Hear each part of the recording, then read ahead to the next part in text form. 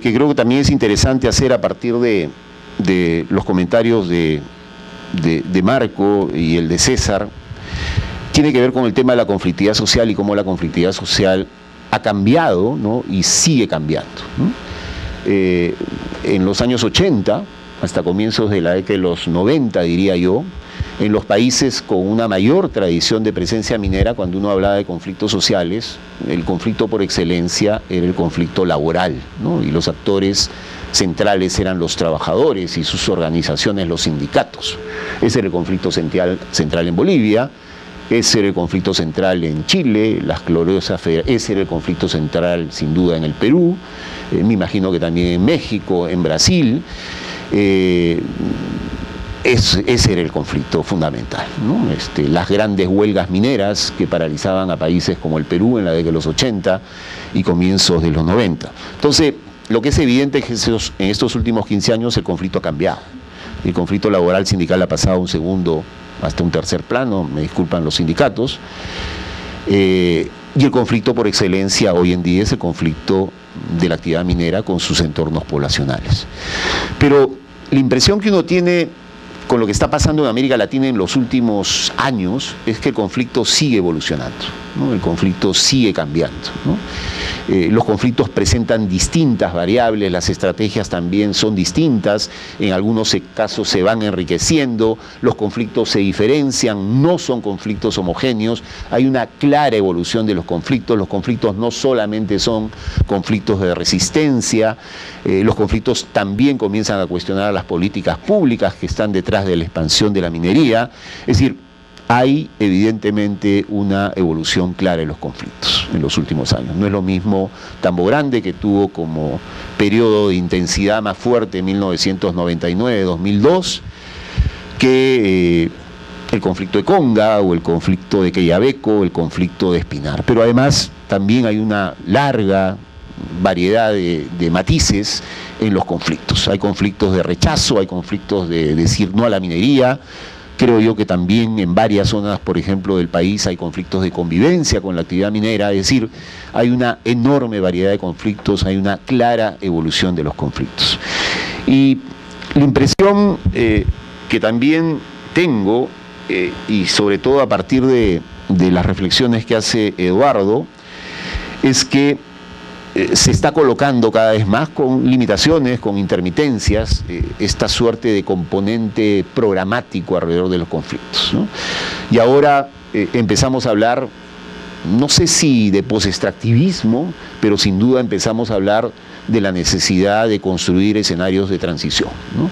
Que este extractivismo depredador, hoy en día, esta mañana, Eduardo Alejandra no utilizaba la palabra extractivismo sensato, sino extractivismo regulado, que también creo yo es un término intenso e interesante, que plantea esta necesidad también de transiciones en una lógica de regulación y que pasa, por ejemplo, por el tema de qué es lo que tiene que hacer la autoridad ambiental en países como estos, con una presencia fuerte de actividades extractivas. Entonces, yo creo que el reto ahora está por ahí, ¿no? Cómo comenzamos a pensar frente a esta situación de extractivismo sensato, productor de minerales, pero también productor intensivo de conflictos sociales, cómo comenzamos a pensar en escenarios de transición. Y ahí un poco entra la gran pregunta que ha planteado César. ¿Qué tanto estamos preparados para hacer frente a este proceso que se viene? Este proceso que ya está, pero también a lo que se viene. ¿Cuáles son las estrategias que estamos pensando? ¿Cuáles son el tipo de actorías que una situación y un contexto como este presenta? Ese es un tema que también hemos reflexionado con los compañeros del programa Democracia y Transformación Global, ¿no? Los conflictos, curiosamente, que han logrado además grandes victorias, importantes victorias en varias coyunturas, en varios escenarios, en varios contextos, no están provocando actores sociales fuertes, ¿no? Y al contrario, ¿no? Bagua, después de Bagua, uno ve a una IDECEP y organizaciones de comunidades, por ejemplo, de la zona del conflicto de Bagua, de los Aguajún o Ambiza, en una situación de extrema debilidad. La Coordinadora Nacional de Comunidades Afectadas por la Minería, que también es un actor que Cooperación vio desde el inicio cómo se formaba, cómo crecía, cómo se desarrollaba. Entra este fin de semana a un congreso y no se sabe lo que va a pasar. Entonces, ahí la gran interrogante en términos de actorías es cuáles son esas estrategias que necesitamos. Básicamente, en estos 15 años hemos trabajado por lo menos 3 o 4 estrategias. Fortalecimiento organizativo, bajo la hipótesis y el convencimiento que poblaciones organizadas están en condiciones de defender sus derechos, en mejores condiciones de defender sus derechos. Todo el tema de capacidades frente al tema extractivo también es un tema que hemos trabajado con fuerza. El tema de alianzas, hoy día también reflexionábamos, tenemos las alianzas que necesitamos para esto que se viene, ¿no? Para esto que... ¿Qué tipo de alianzas adicionales necesitamos? ¿Qué otros actores podrían ser considerados alianzas? Y por último, si hablamos de escenarios de transición, ¿cómo hacemos incidencia política, ¿no? ¿Cómo buscamos influir en la agenda? Ya no solamente colocando los temas, porque creo que se ha avanzado hoy en día, ha habido una mayor capacidad, hoy en día hay una mayor capacidad, y la agenda de debate en torno al tema extractivo es una agenda que en gran medida los actores sociales, los frentes de defensa, las rondas, las organizaciones de poblaciones afectadas por la minería y por los hidrocarburos han tenido la capacidad de colocar. Lo que se está discutiendo en materia de derecho a la consulta, en materia ambiental, en materia de participación ciudadana, forma parte del debate que se ha tenido la capacidad de colocar. El gran reto y el gran dilema que tenemos es finalmente si tenemos la capacidad de influir para que esos cambios de políticas públicas finalmente se den, y se den en el buen sentido, y la correlación de fuerzas comience a cambiar frente a estos temas.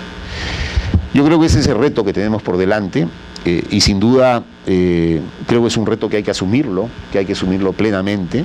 Una de las grandes conclusiones que tenemos después de estos 15 años de trabajo es que evidentemente no estamos solos en el país, que hay un abanico importante de instituciones con las cuales hemos venido trabajando, instituciones que además van apareciendo, de organizaciones sociales que aparecen, que cuestionan, que plantean sus demandas, y que estamos intentando trabajar con ellas, pero también hay espacios en la región. En ese camino hemos formado parte de la construcción del Observatorio de Conflictos Mineros de América Latina. En ese camino también nos hemos encontrado con Eduardo. Yo creo que hay que seguir trabajando en esa lógica porque, sin duda alguna, y respondiendo a la pregunta de César, ¿qué tanto estamos preparados? Creo que hemos avanzado enormemente, ¿no? Pero evidentemente seguimos teniendo la necesidad de seguir fortaleciendo nuestros espacios, nuestros niveles de articulación, nuestras capacidades. Tenemos la obligación, además, de acompañar a los actores sociales que están defendiendo sus derechos. Tenemos también la obligación de comenzar a pensar en sujetos políticos para producir los cambios. Tenemos que entrar a esa discusión, a ese debate, y no quedarnos simplemente como espectadores. Entonces, por lo tanto, creo yo que eso es lo que ha pasado en los 15 años y esos son algunos de los retos que tenemos en los próximos 15 años, que además ojalá sean muchos más que esos, pero en todo caso la gran satisfacción de un momento como este es saber que esos retos los vamos a emprender, los vamos a enfrentar de manera conjunta con todos ustedes, con los compañeros que nos acompañan en la mesa y evidentemente con los actores sociales, con las poblaciones que sin duda alguna son los actores fundamentales. Gracias. Muchas gracias, José. Agradecer a todos los ponentes porque han sido sumamente responsables con su tiempo. Antes de terminar, nosotros queremos reafirmar algunos agradecimientos. En primer lugar, queremos agradecer a Marisabel Ferreira, que es nuestra responsable en comunicaciones, que es la responsable de que este evento haya salido tan bien y con tan buena convocatoria, y agradecer, por supuesto, la presencia de todos ustedes. Contamos ahora con referentes claves de América Latina y de nuestro país que han podido venir aquí a compartir sus opiniones, sus experiencias.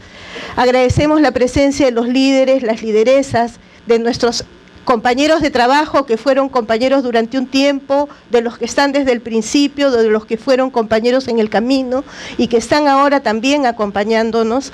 Agradecer que esté aquí tanta gente joven, ¿no? Eso nos anima, nos da fuerza, que nuestro propio equipo de trabajo se haya renovado en términos de generacionales también nos da mucha más fuerza.